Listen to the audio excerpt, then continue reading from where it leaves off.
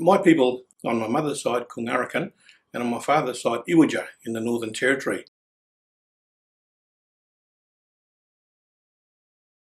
The Indigenous International Volunteers Network is very new. We've only just kicked it off last year. It is growing. Our big challenge is to try and identify all of our mob who have been overseas volunteering. And so the first major priority is to try and capture those, and some of them will be through AVI, others will be with other NGOs that have done work overseas. If we can develop a good network of our people who've had that experience, so we can share our experiences and encourage others amongst our mob to be able to think about going overseas.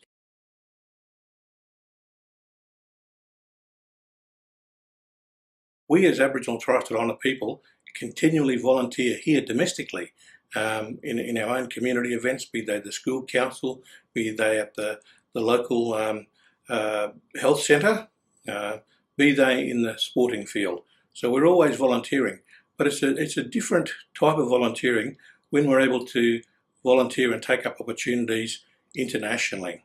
And those opportunities do present themselves to people who are interested in it, not only formally in being able to work overseas as an employee, but to be able to volunteer, to be able to go over and not only work with and share and learn from people overseas, but also to bring that knowledge back to Australia, because sometimes it may be relevant for what we do here. Living in Darwin, we used to travel north. We'd go to Bali, to Singapore for our holidays, rather than come south to Adelaide or Sydney.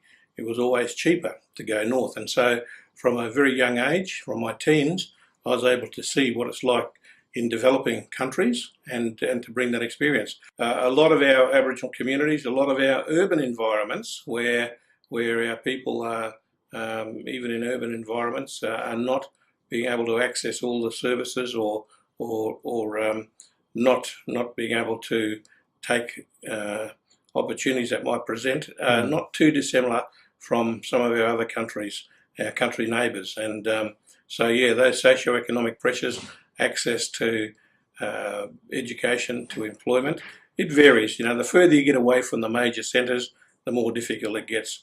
But you know, by being a volunteer, you get to see that happening firsthand. You get to see what strategies people use. You get to see people who really value their education and the opportunities that present themselves.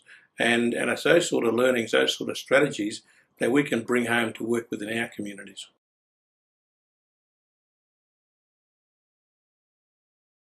If you're thinking about volunteering internationally and you haven't done any volunteering locally, domestically, well, that's the first step.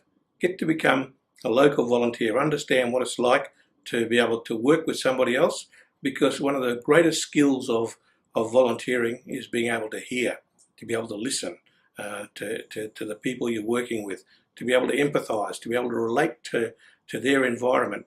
And so it takes a bit of work to be able to do that, to be what we call culturally competent or culturally aware. And if you're a good domestic volunteer, then you know you'll fit right into being able to volunteer internationally. And it's so rewarding. It is absolutely fantastic. Any international experience can be very rewarding because you're exposing yourself to another culture, and there's a lot to learn from other cultures. There's a lot to share with other cultures to be able to bring back and share with your family and with your colleagues back in Australia.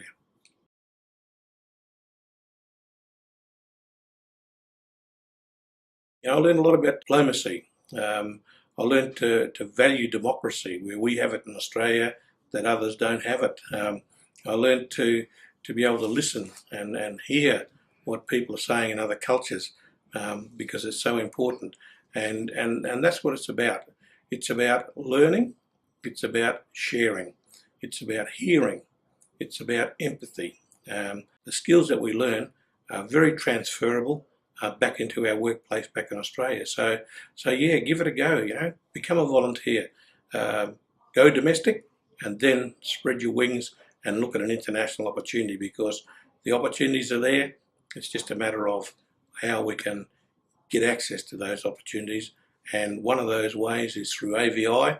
and then through the Indigenous International Volunteers Network. And Ed's story will show you the way.